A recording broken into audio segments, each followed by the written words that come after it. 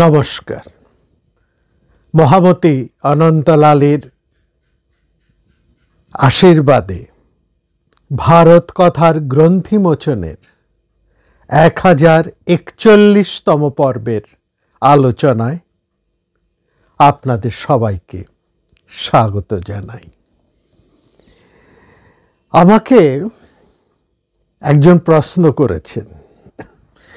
তিনি বললেন, বেশ তো ভার্গবদের কথা হচ্ছিল, ভার্গবদের কথা এত দ্রুত তো শেষ হয়ে যায় না, আরও তো কিছু বলার আছে। আমি বললাম, তা আছে, ভার্গবদের আরও অনেক কথা বলার আছে।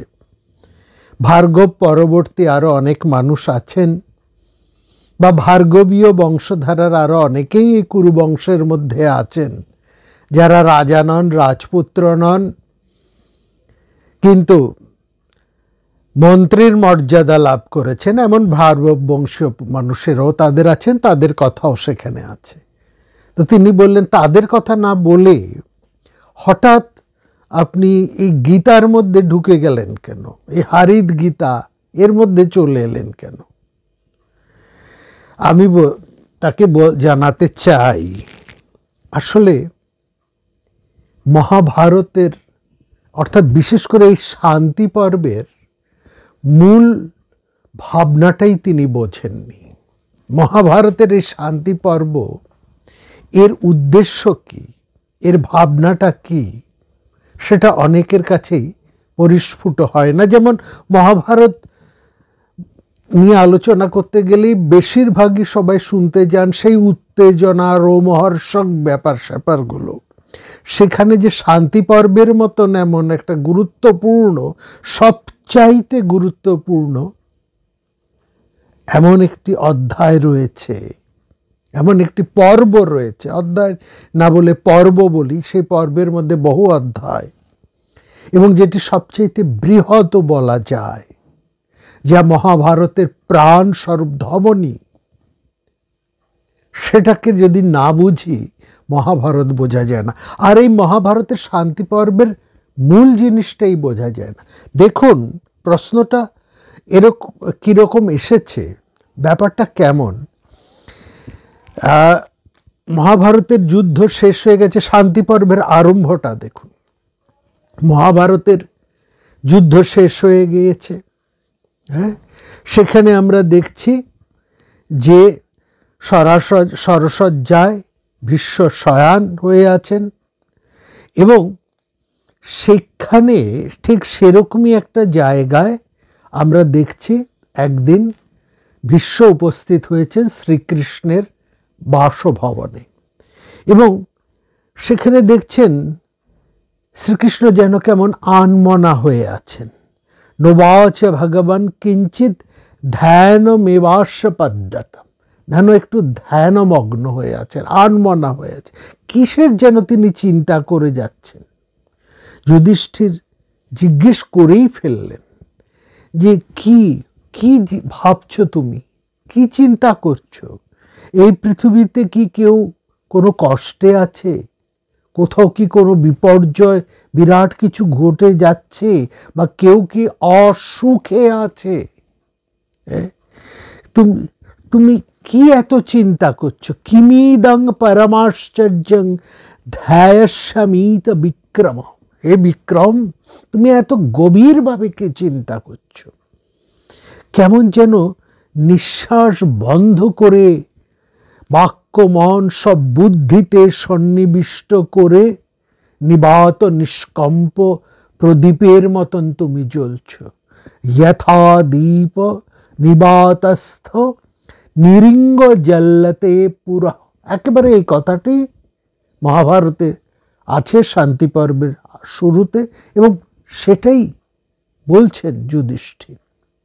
অর্থাৎ যুধিষ্ঠির জানতে চাইছেন কি এমন ঘটে গেল হঠাৎ, যাতে শ্রীকৃষ্ণ এতটা ধ্যানমগ্ন, এতটা তিনি আত্মস্থ, এতটা চিন্তান্বিত, এইটা।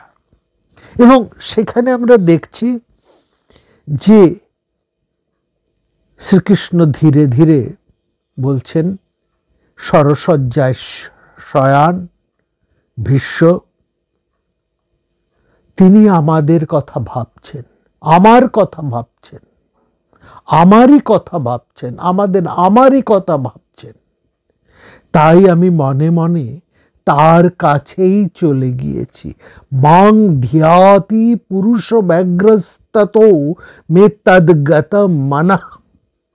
একজন তদ্গত চিত্তে তাকে স্মরণ করছেন, আর যাকে স্মরণ করছেন তিনি একেবারে ধ্যান অবশিষ্ট হয়ে নিষ্কম্প দ্বীপের মতন যথা দীপ নিবাতস্থ নিরিঙ্গ জলতে, সেই রকমই ভাবে ধ্যানশতমিত বিক্রম, সেভাবেই নিবাত নিষ্কম্প প্রদীপের মতনই তিনি তার কাছে পৌঁছে গেছেন।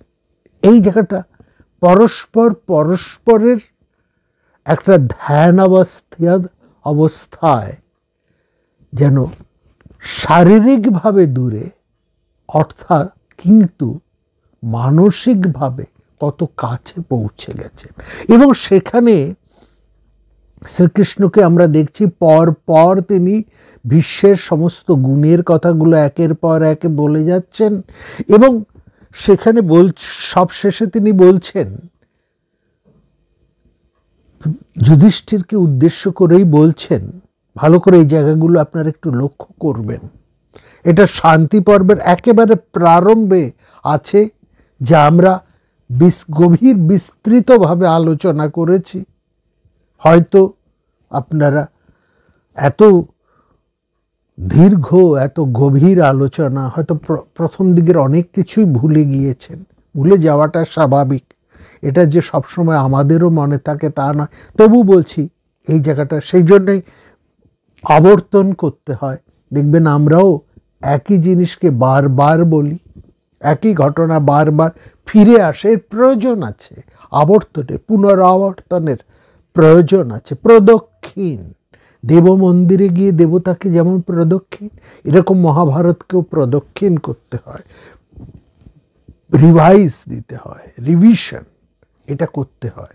এবং সেখানে লক্ষ্য করুন যে জায়গাটা আমরা বলতে যাচ্ছি, শ্রীকৃষ্ণ যুধিষ্ঠিরকে বললেন, মানে ভীষ্মের গুণাবলীর কথা বলেই হঠাৎ তিনি কথা থামিয়ে সরাসরি যুধিষ্ঠিরের মুখের দিকে তাকিয়ে তিনি বললেন, ভীষ্মের কাছে যাওয়া তোমার একান্ত দরকার। তার কাছে গিয়ে তোমার যেসব জিজ্ঞাসা আছে সেসব নিয়ে তুমি প্রশ্ন করো। যেসব জিজ্ঞাসা শব্দটা আমরা বারবার বলেছি, কিঞ্চিত জ্ঞাতি কিঞ্চিত অজ্ঞাতি জিজ্ঞাসা ভবতি। কিছু জানা আর অনেকটাই না জানা, এটা একটা সংশয়, একটা প্রশ্ন সৃষ্টি করে। যুধিষ্ঠিরের মধ্যেও সেই প্রশ্ন, তিনি অনেকটা জানেন কিন্তু অনেকটাই তিনি জানেন না। এই অনেকটা না জানাই তার মধ্যে একটা জিজ্ঞাসা এসেছে। জিজ্ঞাসা সবার মধ্যে আসে না, জিজ্ঞাসা তার মধ্যেই আসে যিনি কিছুটা জানেন। যুধিষ্ঠিরের মধ্যেও সেই কিছুটা জানা আছে বলেই, কিছুটা জ্ঞানগম্যি আছে বলেই তিনি জিজ্ঞেস করছেন। এই জিজ্ঞেস সাধারণ মানুষের মধ্যে আসে না, এবং সেই জন্যই বলছেন, কৃষ্ণ বললেন ভীষ্মের কাছে তোমার যাওয়া দরকার। তার কাছে গিয়ে তোমার যেসব জিজ্ঞাসা আছে সেগুলো তুমি জিজ্ঞেস করো, সেগুলো প্রশ্ন করো, জিজ্ঞাসা নয়, সেগুলো তুমি প্রশ্ন করো। এই যুধিষ্ঠিরের প্রশ্ন করো বলেই তিনি বলছেন, বলেই শ্রীকৃষ্ণ বলছেন, বিশ্ব বেদাঙ্গ জানেন, তর্ক যুক্তি জানেন, দর্শন জানেন, অর্থনীতি জানেন, রাজনীতি জানেন, এই সমাজনীতি জানেন, এবং যেখানে তুমি দাঁড়িয়ে আছো, যে সমাজে এখন অবস্থান করছো, সেই সমাজের চতুর্বর্ণ চতুরাশ্রমের সমস্ত কিছু তিনি জানেন। তুমি যে সিংহাসনে বসেছ, এই নিখিল রাজধর্ম লোক, এই জায়গাটা, দিস ইজ ভেরি ইম্পর্টেন্ট। এখানে কি জিজ্ঞেস করতে বলছেন শ্রীকৃষ্ণ? বলছেন যে সিংহাসনে তুমি বসেছ রাজা হয়ে, রাজার রাজধর্ম, এই নিখিল রাজধর্ম তার কাছ থেকে জেনে নাও। রাজধর্মাংশ্চ নিখিলং পৃচ্ছৈনং পৃথিবীপতে। অর্থাৎ শান্তি পর্ব আরম্ভ হচ্ছে রাজধর্ম বিষয়ক প্রশ্ন থেকে। এটা ঠিক, রাজধর্ম বিষয়ক প্রশ্ন হতেই শান্তি পর্বের আরম্ভ। কারণ এতটা ভীষ্মের কাছে জেনে নেবে কেন না, সেই কারণটিও শ্রীকৃষ্ণ বলছেন। কারণ এই ভীষ্ম যদি না থাকেন তাহলে রাত্রে চাঁদ না উঠলে যা অবস্থা হয় সেই রকমই এই পৃথিবী থেকে সমস্ত জ্ঞান, সমস্ত বিদ্যা লুপ্ত হয়ে যাবে, অর্থাৎ পৃথিবী অন্ধকারাচ্ছন্ন হয়ে যাবে। ভবিষ্যতি মহি পার্থ নষ্টচন্দ্রৈব সর্বরি। একেবারে এই কথা। তার মানে কি, এটা ঠিক। শান্তি পর্ব আরম্ভ হচ্ছে রাজধর্মের প্রশ্ন থেকে। এইবার স্বাভাবিকভাবে যিনি প্রশ্ন করেছেন তিনি বলছেন যে এই রাজধর্ম থেকেই যদি কথাবার্তাগুলো হয়, রাজধর্ম বলতে গিয়ে সাধারণত আমরা কি বুঝি? পলিটিক্স, নীতি, রাজনীতি, এই পলিটিক্স, হ্যাঁ, এই পলিটিক্স এবং ইমপলিটিক্স, এই সব বিষয় নিয়েই প্রশ্ন হবে। কিন্তু সেখানে এই মোক্ষ ধর্ম কোথার থেকে এলো? রাজধর্ম আপদ ধর্ম অবধি ঠিক আছে, মোক্ষ ধর্ম সেখানে কি করে ঢুকলো? এবং সেখানে এই সমস্ত দর্শন, গীতা, মোক্ষ ধর্মের এই সমস্ত আচরণ, এগুলো কিভাবে আসছে? এটা একটা প্রশ্ন সাধারণের মধ্যে এসে যায়। আসলে আমরা শান্তি পর্বে প্রারম্ভে নিয়ে আলোচনা করেছি, তবু আবার আমরা বলছি। দেখুন, রাজধর্মর মধ্যে যে ধর্ম শব্দটি আছে তার অর্থ হলো কর্তব্য।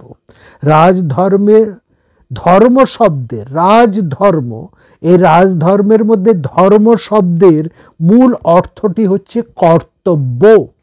আর রাজ শব্দের অর্থ হচ্ছে কেবল রাজা নয়, রাজ শব্দের অর্থ হচ্ছে বৃহৎ, সর্বপ্রধান, মুখ্য। মুখ্য ধর্ম, মুখ্য সেই অর্থে মুখ্য কর্তব্য।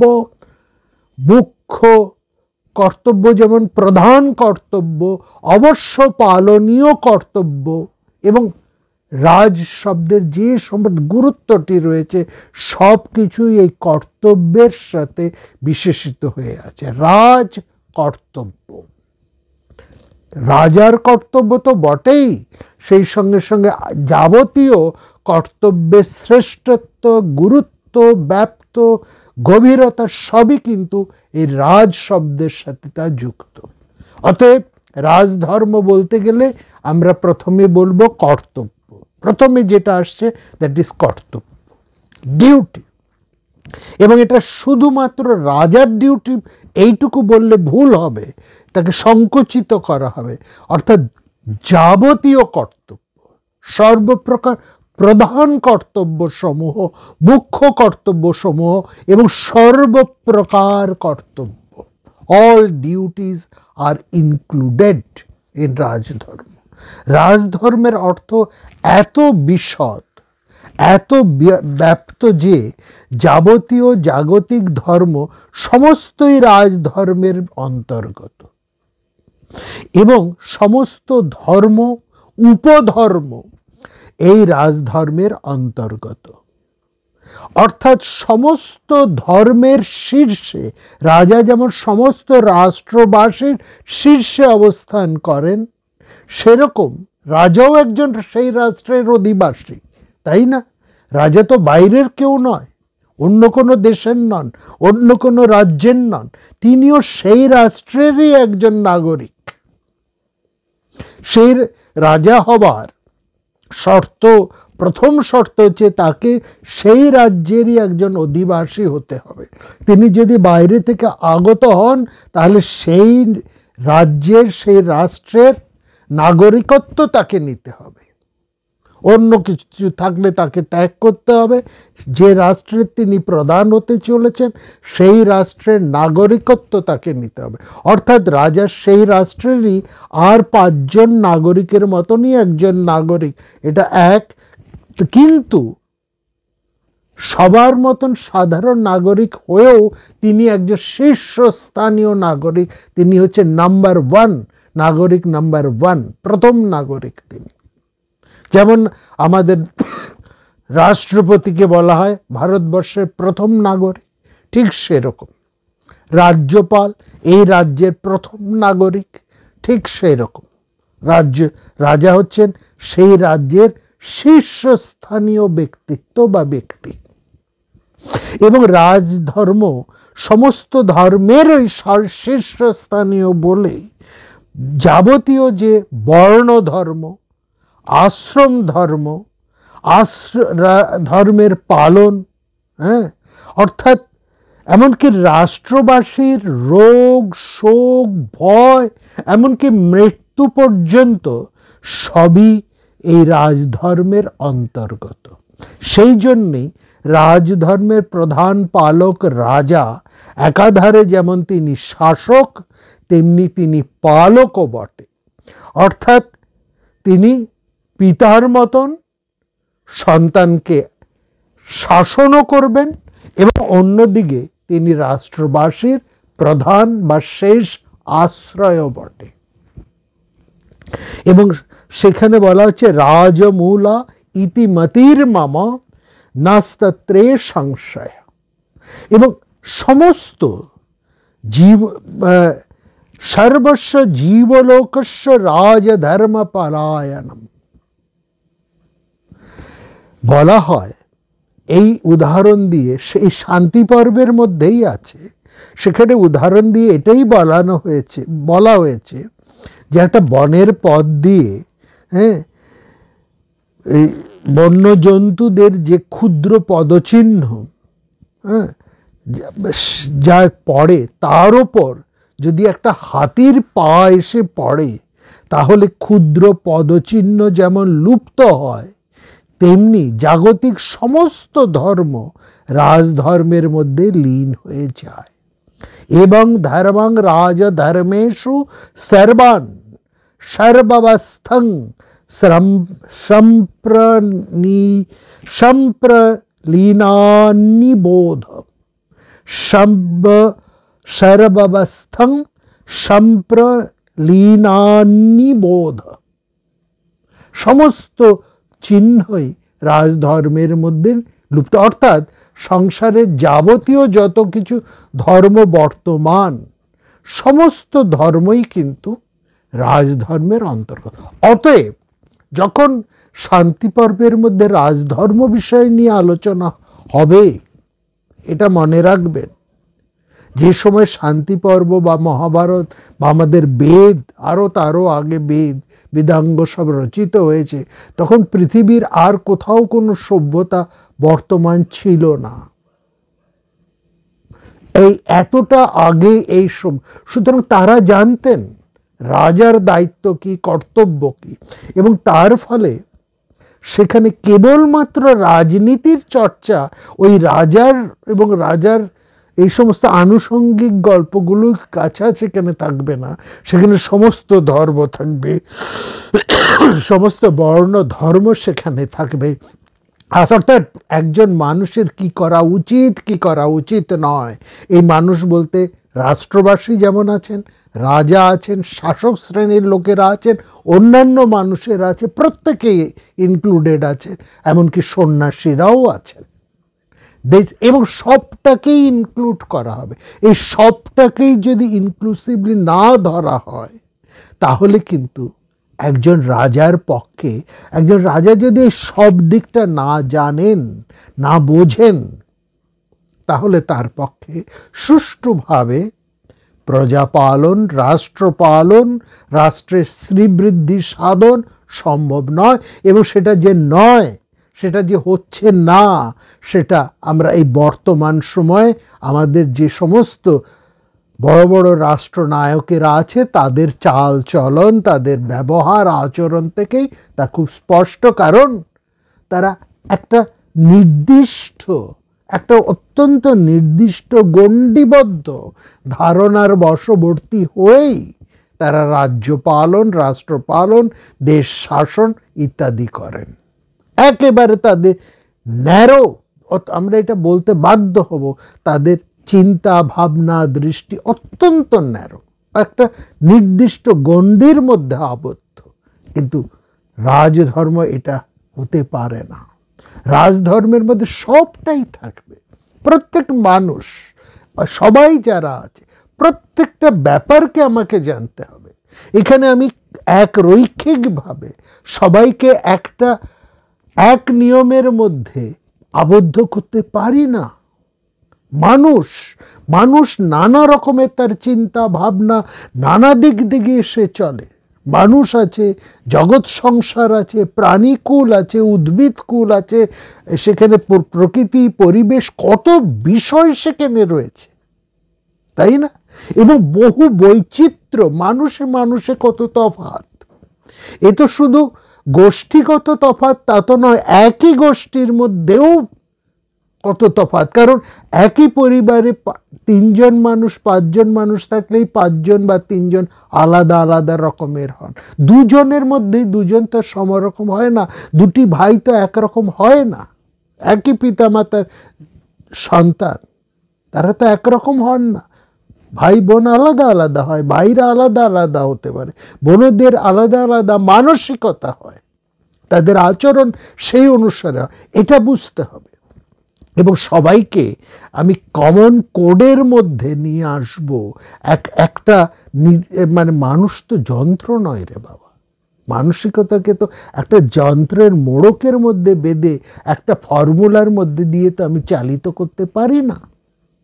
তাহলে সেখানে রাষ্ট্র পরিচালনা ব্যাহত হবে, সেখানে ক্ষোভ সৃষ্টি হবে, সেখানে বিপর্যয় আসবে। এইটা বোঝা দরকার। সেই জন্য শান্তি পর্বের এত বিশদ বিভিন্ন দিকগুলোকে নিয়ে আলোচনা করা হয়েছে। এবং প্রত্যেকটি জায়গার মধ্যে যে কথাটি বলা হচ্ছে, যত আলোচনা, এখানে যত কাহিনী আছে, যত সংবাদ আছে, যত দার্শনিক বিষয় আছে, খুব ভালো করে লক্ষ্য করবেন, প্রত্যেকটার একই উদ্দেশ্য, কর্তব্য, কিভাবে কর্তব্যকে সুন্দর করে পালন করা যায় বা করতে হয় বা করা সম্ভব। এই কর্তব্য নিয়েই, অর্থাৎ আমরা যেটা বলেছি, মূল রাজধর্মের মধ্যে ধর্ম শব্দটির মূল অর্থই হলো কর্তব্য। এইটাকে অস্বীকার করার নেই। এই কর্তব্য কিভাবে একজন মানুষ সম্পন্ন করতে পারে, এবং এই বহুমাত্রিক বিভিন্ন বৈচিত্র্যের যে রয়েছে, সেখানে যে বিভিন্ন বিভিন্ন মানসিকতা আছে, সেটাকে রাজাকে বুঝতে হবে। তবেই রাজা তার কর্তব্য, প্রজার কর্তব্য এবং রাজার কর্তব্য, রাষ্ট্রবাসীর কর্তব্য এবং রাষ্ট্রনায়কের কর্তব্য, দুটি সুচারুভাবে পালন করা সম্ভব। তবেই সেখানে একটা শ্রীবৃদ্ধি, শৃঙ্খলা সম্ভব। সমৃদ্ধি, শ্রী ভাবনাটা আসবে। সমৃদ্ধি আর শ্রী এ দুটো আলাদা, সম্পূর্ণ আলাদা। সমৃদ্ধি ঘটলেই যে সেখানে শ্রী থাকবে তার কোনো অর্থ নেই। শ্রী ব্যাপারটা সম্পূর্ণ আলাদা। সেটা বিপুলতর সমৃদ্ধির মধ্যে নাও থাকতে পারে। সামান্য শ্রী একটা সুন্দর একটা এরকম তো উদাহরণ এই মহাভারতের মধ্যেই আছে। সুচারু সুন্দর একটা পর্ণকুটিরের মধ্যে যে শ্রী, যে লাবণ্য রয়েছে, সেটা একটা বিশাল প্রাসাদের মধ্যে সেই লাবণ্য নেই। সেখানে রয়েছে দম্ভ, সেখানে রয়েছে পরশ্রী কাতরতা, সেখানে রয়েছে হিংসা, এবং সেখানে রয়েছে একটা উন্নাসিকতা, একটা রয়েছে প্রচণ্ড দেখনদারি। আর কিন্তু ওই পর্ণকুটিরের মধ্যে শ্রী আছে, শান্তি আছে, যেটা ওই বৈভবের মধ্যে নেই। কি করে এই শ্রীকে রাজ্য সমৃদ্ধির সাথে যুক্ত করা যায়, শুধু সমৃদ্ধি নয়, শুধু উন্নয়ন নয়, তার সাথে স্ত্রীকে কি করে যোগ করা যায়, এটাই হচ্ছে রাজধর্মের মূল লক্ষ্য, মূল উদ্দেশ্য। এই জন্যই এতগুলো বিষয় নিয়ে এখানে আলোচনা হয়েছে। আমরা গত পর্বে আলোচনা করেছি হারিত গীতাকে নিয়ে। হারিত গীতার যে মূল বক্তব্য সেটা আমরা আপনাদেরকে বলেছি। এরপরে আছে বৃত্তগীতা। বৃত্তগীতা আমরা আগে আলোচনা করেছি, সেখানে আপনাদের নিশ্চয়ই খেয়াল আছে। সে মহাভারতের ঠিক এই মুহূর্তে আমরা আপনাদেরকে সেই পর্ব সংখ্যাটা হয়তো বলে উঠতে পারছি না, এই হাজারের এরকমই একটা সময় আমরা হয়তো সেটা নিয়ে আলোচনা করেছি। যাই হোক, সেটা একটু আপনারা দেখে নেবেন।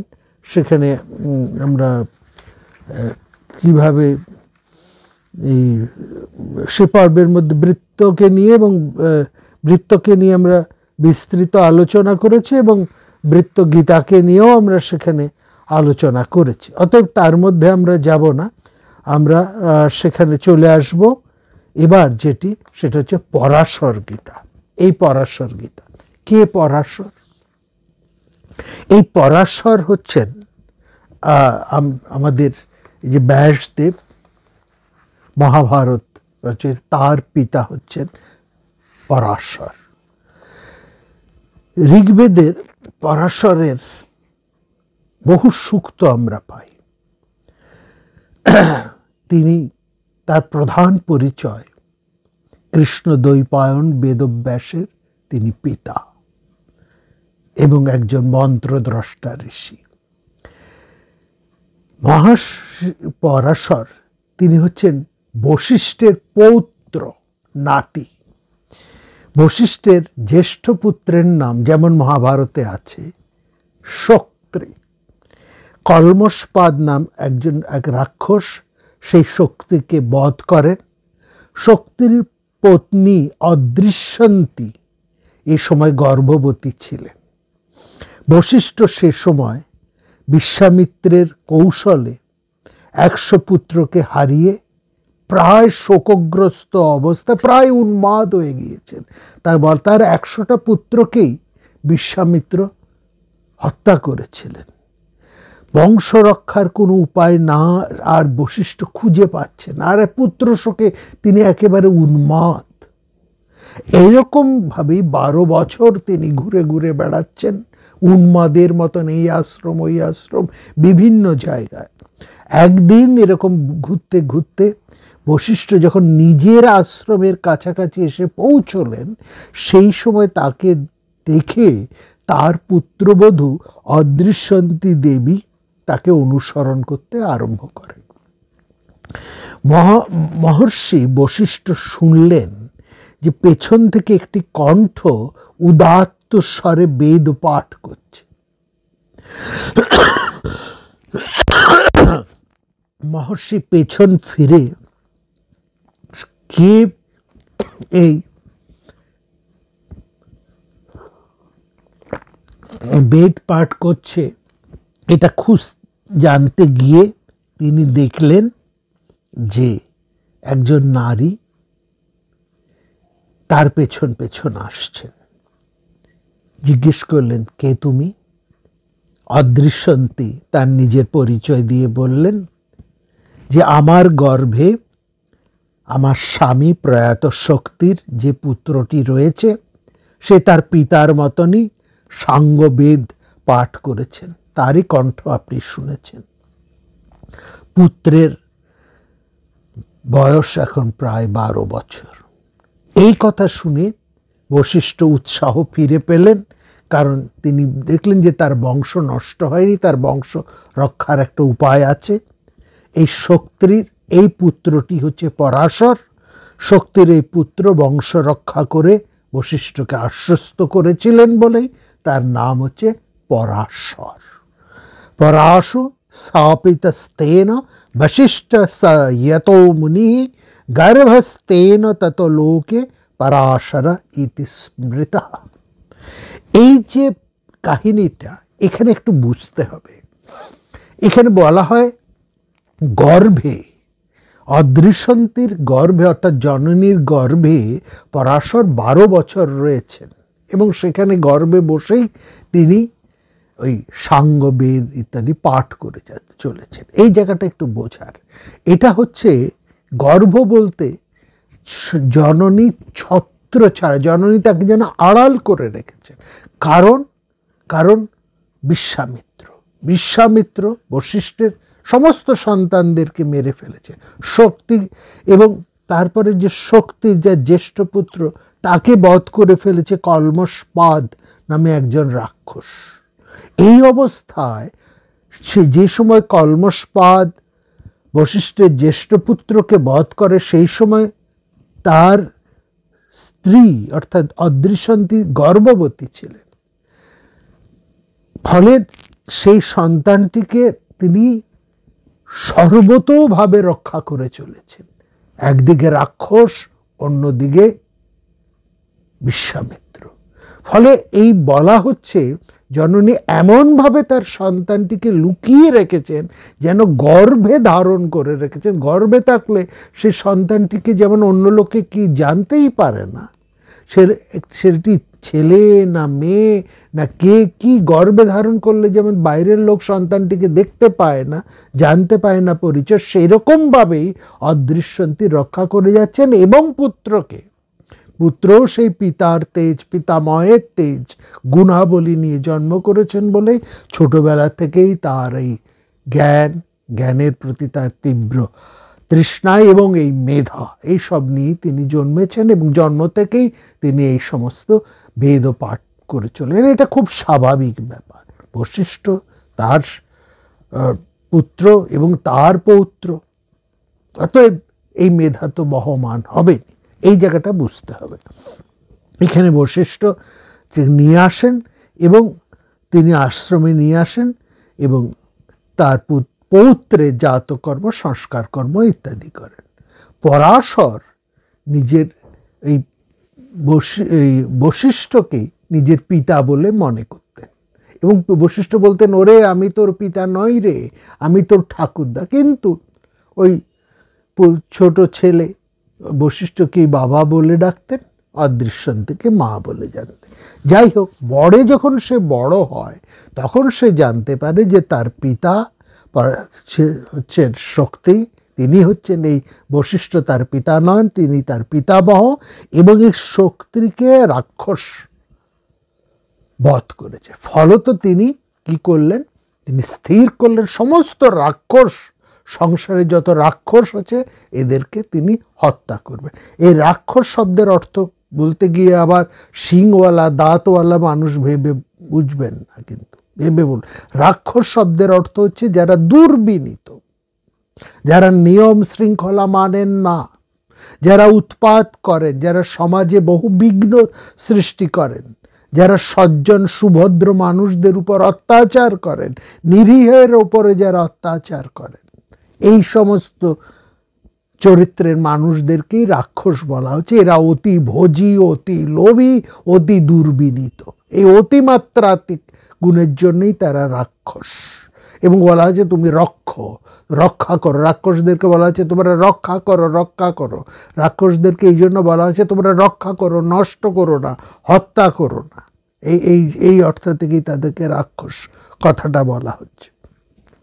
সেখানে বশিষ্ঠ তখন বলেন যে তার পৌত্রকে বলেন যে দেখো বাপু, তুমি এরকম কোনো প্রতিজ্ঞা করো না।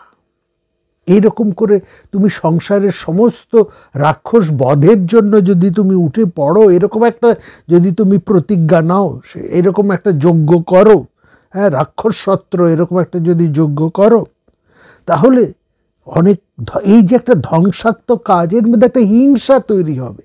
তুমি এই হিংসার মধ্যে এসো না। হ্যাঁ, তুমি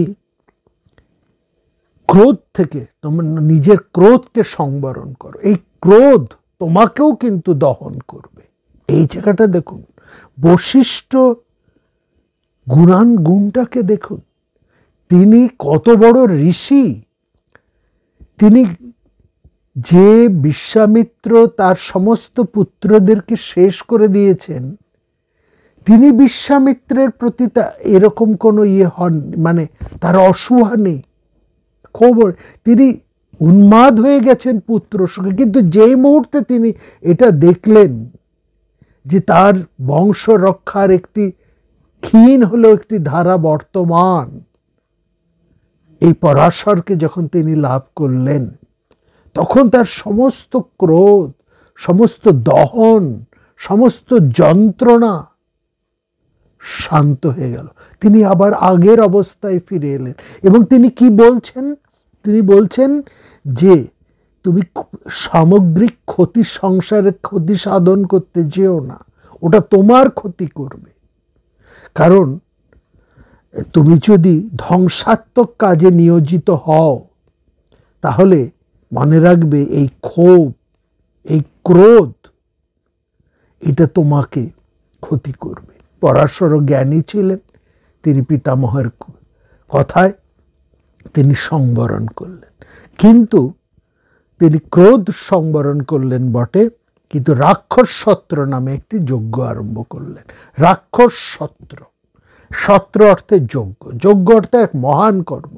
এই রাক্ষস সত্রের অর্থ মানে এইটা আবার বুঝবেন না, অনেক জায়গায় যেমন বর্ণনা করা হচ্ছে রাক্ষসদের ধরে ধরে আগুনে পুড়িয়ে মারা হচ্ছে বা সেই যজ্ঞের আগুনে সমস্ত রাক্ষস, তা নয়। সমস্ত সমাজের মধ্যে পরাশর এমন ভাব, এমন একটা বার্তা, এমন তিনি প্রচার আরম্ভ করলেন, এমন বার্তা তিনি দিলেন, এমন তিনি কথাবার্তা সেখানে আরম্ভ করলেন, যেটা একটা সত্রের মতনই বিরাট একটা আন্দোলন তিনি তৈরি করে দিলেন সমাজে। একটা যেখানে যত দুর্বিনীত রাক্ষসেরা ছিল, যত দুর্বিনীত মানুষেরা ছিল, যারা নিয়ম শৃঙ্খলা মানেন না, যারা অত্যাচার করে বেড়ান, যারা লোভী ক্রোধী, এই ধরনের যে সমস্ত মানুষ ছিল, তারা ওই সামাজিক যে একটা আন্দোলন সৃষ্টি করলেন পরাশর, তার ভয়ে তারা কিন্তু পিছু হটলেন, তারা ভয় পেলেন, তারা নিজেদেরকে পরিবর্তন আরম্ভ করলেন।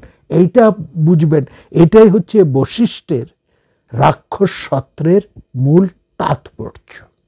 অর্থাৎ তিনি সমাজের মধ্যে একটা বৃহত্তর একটা রিফরমেশন বলা যেতে পারে। দুর্বিনীত, অসংযমী, অত্যাচারীদের বিরুদ্ধে তিনি একটা সোশ্যাল, একটা সমস্ত সমাজের একটা রিভলিউশন, একটা আন্দোলন তিনি তৈরি করে ফেললেন। এই আন্দোলনের সমাজ যেভাবে আন্দোলিত হয়ে উঠল, সমস্ত মানুষ যেভাবে প্রতিবাদ আরম্ভ করল, সমস্ত সুধী সমাজ যেন পরাশরকে সামনে রেখে পরাশরের দ্বারা প্রভাবিত হয়ে তারা এই আন্দোলনের সাথে যুক্ত হলেন। একটা সর্বত্র একটা প্রতিবাদ গর্জন এই সমস্ত দুর্বিনীত অত্যাচারীদের বিরুদ্ধে এত ভয়ঙ্কর মাত্রায় জেগে উঠল যে সেটা একটা আগুনের মতন সৃষ্টি হল। এটাই হচ্ছে সত্র, এটাই হচ্ছে আগুন, অগ্নি। এই প্রতিবাদের ফলে সেখানে যেন সমস্ত রাক্ষসেরাই দগ্ধ হতে আরম্ভ করল। Just try to understand the inner meaning. কারণ বশিষ্ঠ কি বলেছেন? তুমি বধ করতে যেও না, মানে তুমি কারো ক্ষতি সাধন করতে যেও না। অন্যায়ের বিরুদ্ধে প্রতিবিধান আরেকটা অন্যায় নয়। যুদ্ধের বিরুদ্ধে যুদ্ধ হতে, হিংসার বিরুদ্ধে হিংসা কখনো উত্তর হতে পারে না, সেটা নিজেকেই দহন করে, তার ক্ষতি করে। সুতরাং সামগ্রিক ক্ষতি সাধন সম্পর্কে তার পিতামহ যখন তাকে সতর্ক করলেন, তখন তিনি আর হিংসার পথে গেলেন না, কিন্তু তিনি তৈরি করলেন বিরাট একটি আন্দোলন। এইটি হচ্ছে রাক্ষস সত্র। পিতৃহত্যাকে স্মরণ করে তিনি এই সত্র আরম্ভ করলেন এবং এই সত্রে সমস্ত রাক্ষসেরাই যেন দগ্ধ হতে আরম্ভ করল। এই বৈশিষ্ট্য কিন্তু এই কাজে পরাশরকে বাধা দেননি, বরং উৎসাহ দিয়েছেন। এই জায়গাটা বোঝার। এবং সেখানে বশিষ্ঠ পরাশরকে তারপরে শিবের উপাসনা করে তার শরণ নেবার কথা বললেন। শিবের তপস্যা আরম্ভ করলেন পরাশর, এবং সেখানে এমন তার কঠিন তপস্যা, সেই তপস্যা দেখে তার পিতামহ বশিষ্ঠ, পিতামহী অরুন্ধতী, তার জননী অদৃশ্যন্তী দেবী সবাই একেবারে অভিভূত হয়ে গেলেন। পরাশরের তপস্যায় তুষ্ট হয়ে শিব তাকে দিব্য দৃষ্টি দান করলেন, এবং সেই দিব্য দৃষ্টির ফলে পরাশর তার মৃত পিতা সহ সমস্ত অন্যান্য বশিষ্ঠের সমস্ত পুত্রদেরকে যেন তার পিতামহের সামনে এসে উপস্থিত করলেন। এবং সেখানে তারপর তিনি তার সেই আন্দোলনকে, এই রাক্ষস নিধনের মানে অত্যাচারীদেরকে প্রতিবিধানের আন্দোলনকে আরও জোরালো করে তুললেন। এই পরাশরকে বলা হয় উদীয়মান সূর্যের মতো নিতে নিতেজ, যজ্ঞের প্রাবল্য। তার এই যে আন্দোলন, এই আন্দোলনে প্রাবল্যে সমস্ত জগৎ স্তম্ভিত হলো। মহর্ষি অত্রি সেই যজ্ঞের অন্যতম পুরোধা হয়ে গেলেন, এবং বড় বড় সমস্ত যারা ঋষিরা তারাও এসে উপস্থিত হলো। এই যারা রাক্ষস ছিল তাদের যারা প্রতিনিধি, তারা এসে মহর্ষি পরাশরের কাছে শরণ নিলেন, এবং তার সেই সময় যত রাক্ষস যারা ছিল তারা সংযত হলো, সমাজে একটা শান্তি শৃঙ্খলা প্রতিষ্ঠিত হলো। তো যাই হোক, এখানে আমরা দেখছি এই হচ্ছে পরাশরের ব্যাপার। পরাশর আরেকটি কাহিনী আছে, সেটিও খুব গুরুত্বপূর্ণ। পরাশর স্মৃতিকার, তিনিও স্মৃতি রচে, পরাশরের স্মৃতি আছে। এবং মনে রাখবেন, এই পরাশরের স্মৃতির মধ্যে থেকেই পরবর্তীকালে আমাদের বিদ্যাসাগর, ঈশ্বরচন্দ্র বিদ্যাসাগর, তিনি বিধবা বিবাহের যে শাস্ত্র প্রামাণ্য যুক্তি, সেটাই পরাশরের স্মৃতির থেকেই তিনি লাভ করেছিলেন। It is very important. কত বড় রিফর্মার ছিলেন, অর্থাৎ সেই কালের স্মৃতিকাররা দের দৃষ্টি কত উন্নত ছিল, এগুলো আমাদের জানতে হবে বইকে। সুতরাং পড়তে হবে, মূল জিনিস পড়তে হবে। ওপর পড়ে ভাষা পড়ে এই সমস্ত স্মৃতি, এইগুলোকে ব্যাকডেটেড বলে, এটা হচ্ছে যারা পড়াশুনো করে না, জানে না, তাদের কথা। পড়তে হবে, জানতে হবে পরাশর স্মৃতির গুরুত্বটা কোথায়, যেটা এই এখনকার যে বিধবা বিবাহ, এই যে বহু পরবর্তী সময়ে বিধবা বিবাহের যে প্রচলন, তার শক্তি দান করেছিলেন বা তার তথ্য সমর্থনটি ঈশ্বরচন্দ্র বিদ্যাসাগর লাভ করেছিলেন এই পরাশরের স্মৃতিগ্রন্থ থেকে। This is remarkable. চলে আসি, এবং পরাশর আরেকজন বেদ বিভাগ, তার পুত্র ব্যাস, তিনি একজন সার্থক এডিটর। বেদ বিভাগ মানে এডিটর, তিনি সার্থক, কিন্তু তার পিতাও কিন্তু একজন এডিটর ছিলেন। অর্থাৎ ব্যাস ছাড়াও কিন্তু আরও অনেক এডিটর ছিল, তাদের কথা আমরা বলেছি।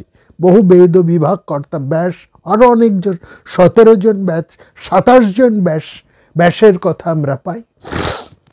সেরকম পরাশরও একজন ব্যাস বিভাগ কথা। তো পরাশরের এই পুত্র লাভের একটা চমৎকার কাহিনী আছে, আপনারা হয়তো জানেন, একটু ছোট্ট করে তাও বলি। তো সেখানে পরাশর একদিন তীর্থযাত্রার সময় তিনি যমুনা নদীর তীরে এসে পৌঁছেছেন। সেখানে দেখলেন একটি কন্যা, তিনি নৌকো নিয়ে বসে আছেন। তো বলছেন, সে কি তুমি এই নৌকোতে, মাঝি কোথায়? বলছে, আমার পিতা এই নৌকো চালান, তিনি বিশেষ কাজে আজকে কোথাও গেছেন, তা আমি তার জায়গায় এসে পৌঁছেছি। তো এতে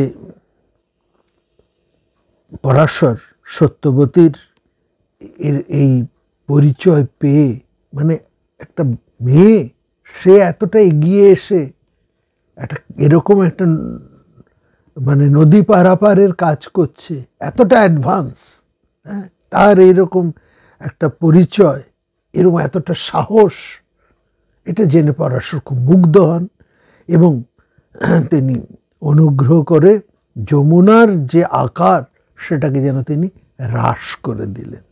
তারপর সে বললেন, নৌকায় উঠে বলছেন যে আমি তোমার এই নৌকোয় আজকে শেষ যাত্রী, তোমার এই নৌকোয় আমি যাব, শেষ যাত্রী। অর্থাৎ এরপর আর কোনোদিন সত্যবতীকে নৌকো বয়ে বাইতে হয়নি। এটা অর্থ, সেটাকে আসছে। তো নৌকায় বসা সত্যবতী স্মিত হাস্যে পরাশর, মহামণি পরাশরকে যাত্রী হিসেবে পেয়ে আমন্ত্রণ জানালেন। সত্যবতী অপরূপা সুন্দরী, কৃষ্ণবর্ণা কিন্তু অপরূপা সুন্দরী, কৃষ্ণা কিন্তু অপরূপ লাবণ্যময়ী। তার সেই ভুবন মোহিনী আমন্ত্রণী হাসি আর তার অঙ্গ সৌষ্ঠব দেখে পরাশর এর মনে একটা আবেদন সৃষ্টি হয়েছিল, এবং পরাশর ভেবেছেন যে রমণী হয়তো তাকে আমন্ত্রণ করছেন, একটা শারীরিক আমন্ত্রণ, এরকমই একটা ভাব পরাশরের কাছে গিয়ে পৌঁছেছে। অন্য সময় হলে কি হতো, ঋষি আসতেন, নৌকায় উঠতেন, নদীর ওপারে চলে যেতেন। এখন তো সেটা হলো না, কারণ তরুণীর সাথে দেখা, তার সাথে কথা বলা বলে, কথাবার্তা বলে ইমপ্রেশন, একটা ইমপ্রেসড, এবং তার রূপ, যৌবন এবং শারীরিক লাবণ্য, বিশেষ করে তার কথা আমন্ত্রণ, এটা একটা অন্যতর বার্তা গিয়ে পৌঁছলো পরাশরের কাছে। এবং পরাশর বললেন যে এখানে প্রতিদিন নৌকো বেয়ে তুমি যাচ্ছ, তো যাই হোক, তুমি আর কথা, তো এই একলা তুমি নৌকো পার হবে? তখন সত্যবতী বললেন যে আমার পিতা যে কথা বললেন, তিনি ধীবরদের মুখ্য পুরুষ, কিন্তু তার ছেলে নেই, আমি তার একমাত্র কন্যা।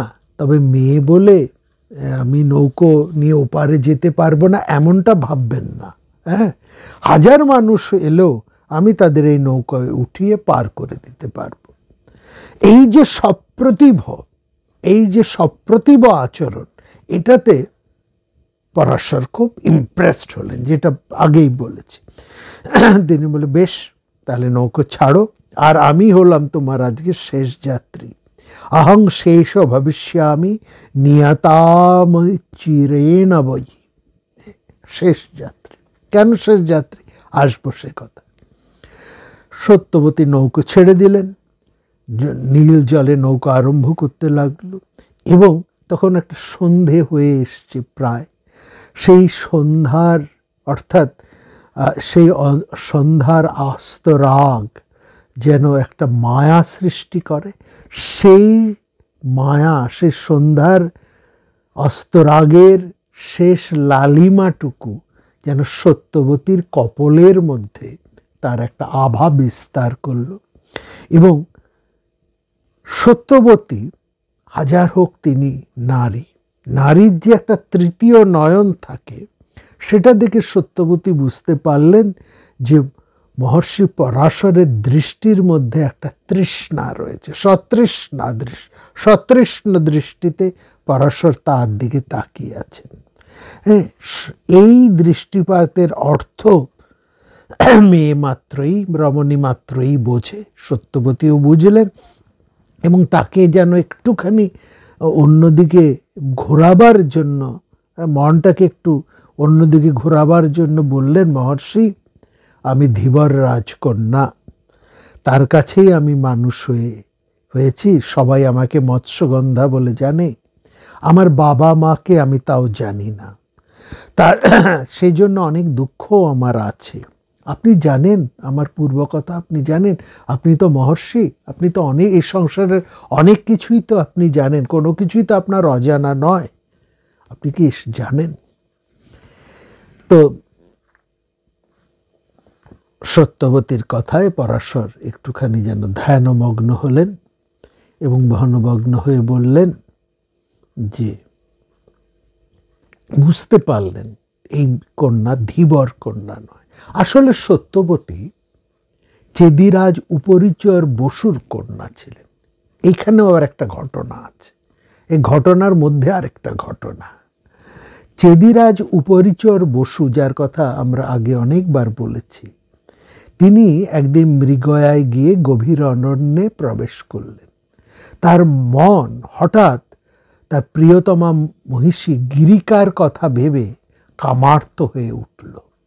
ফলে সেই গভীর অরণ্যে তার শুক্র ক্ষরিত হল এবং শুক্র যাতে তার খরিত শুক্র যাতে নিষ্ফল না হয়, রাজা তার সযত্নে এক সেন পক্ষী মানে এক বাজ পাখির মাধ্যমে রাজপুরীতে মহিষী গিরিকার কাছে পাঠালেন।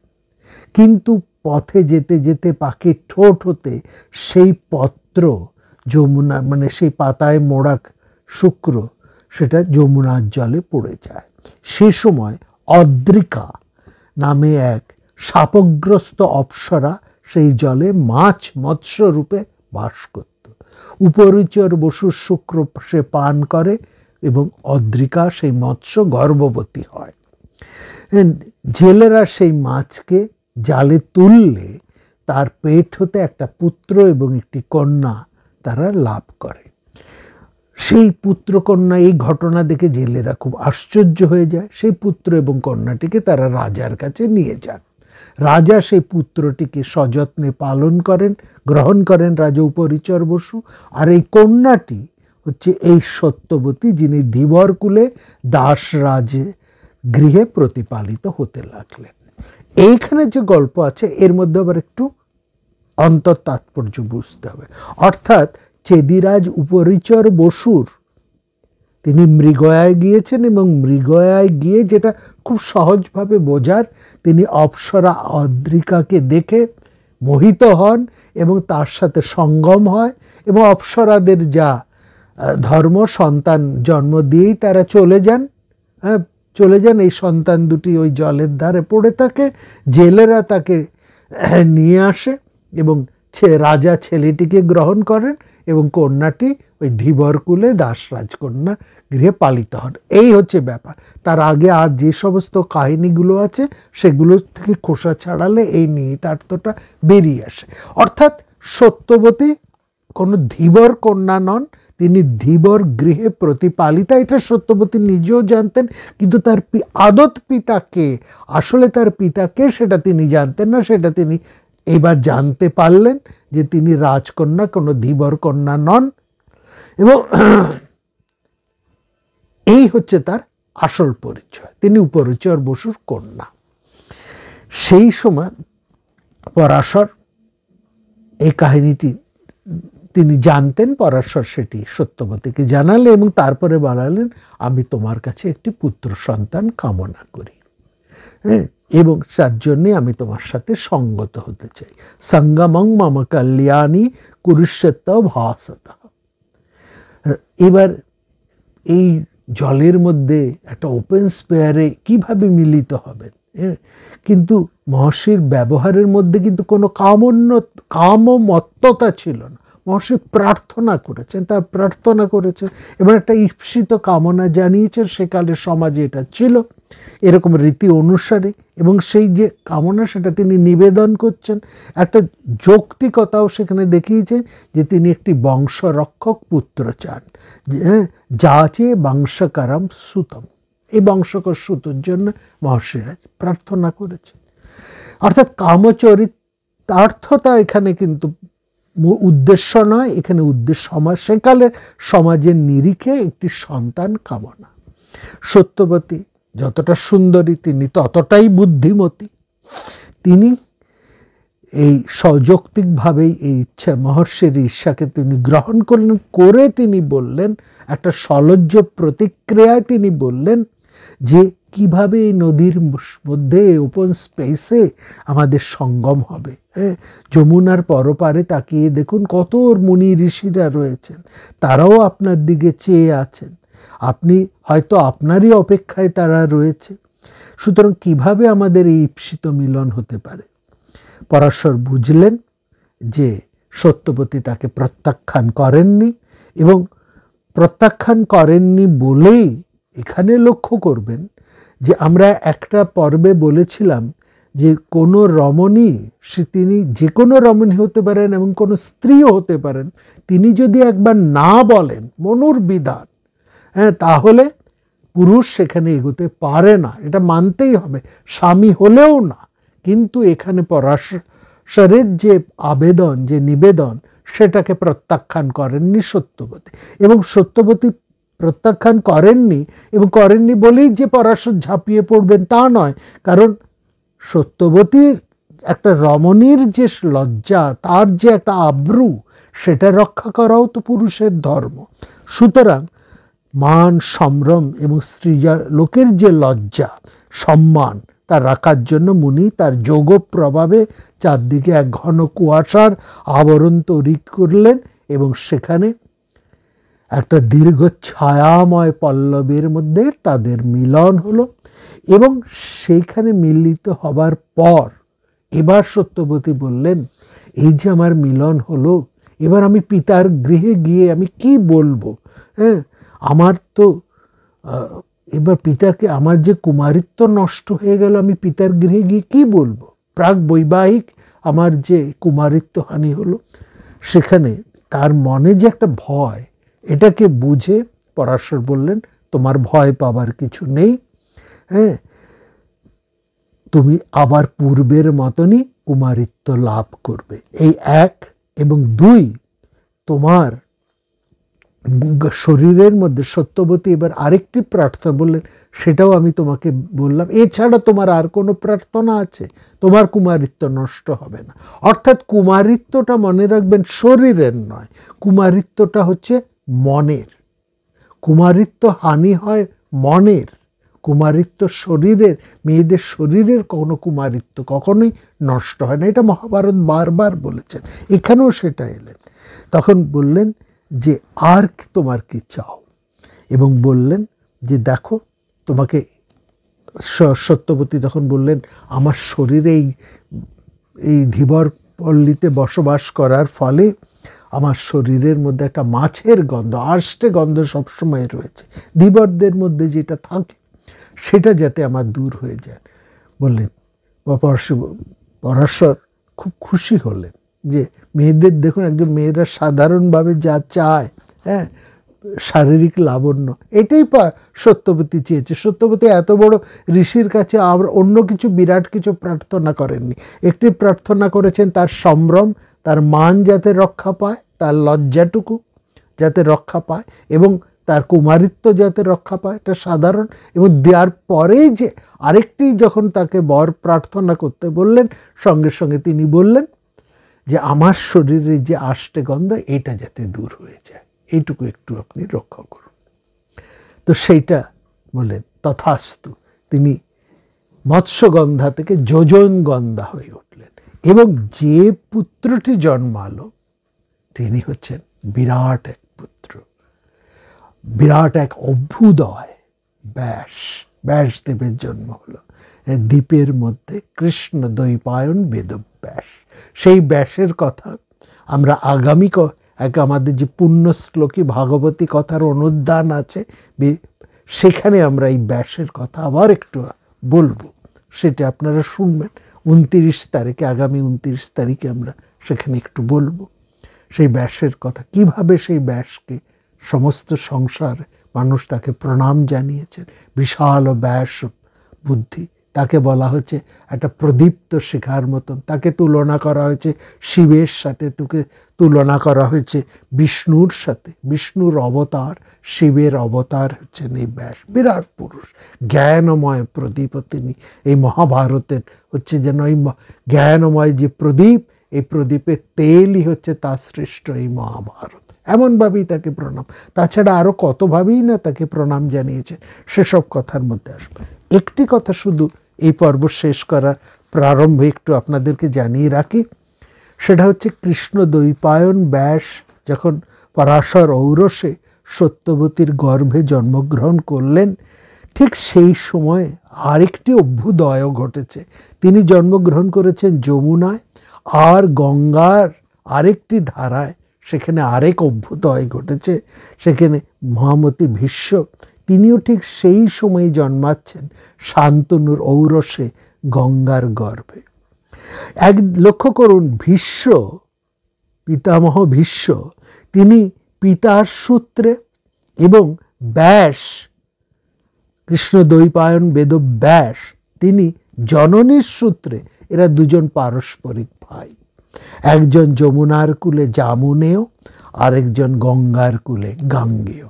দুই গঙ্গা যমুনার এই যে বহমান বিপুল সংস্কৃতির তারা উত্তরাধিকারী। দুই বিরাট পুরুষ, তারাই হচ্ছেন এই ভারতবর্ষের দুই বিরাট সূর্য।